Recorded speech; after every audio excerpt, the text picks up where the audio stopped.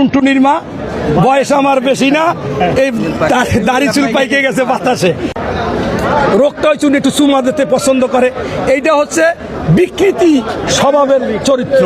উনি সমকামিতা, উনি আবার আরেকজনের জড়াই দেয়। আরে বাবা, হঠাৎ করে দেখলাম উনি একবার গেল চালকাঠি, ওনার একটা পার্টি দিছে, পার্টি লাগছে, শুয়ে পড়ছে। এখন ওই গ্রামের সন্তান যে, আরে বুন্ডি তুমি এই লইয়া হাঁটো কেন, ওগলা লইয়া হাঁটো কেন? কয় আমি এমন মানুষ, কেউ কইলে তো না কইতে পারি না, এই জন্য ওগলা থাকে আমার সাথে। এখন ওনার অবস্থাটা এইরকম, মঞ্চে যাইয়া দেশে একটা উপহার, সেই পার্টিতে সে শুয়ে পড়ছে। এরকম এরা চুমা দেয়। এই দিয়ে আর একজন দেখলাম উঠাইয়া কারের উপর চুমা দেয়।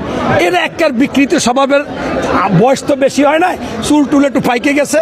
আসলে বয়স কিন্তু মাত্র 66, আমার বয়স 61।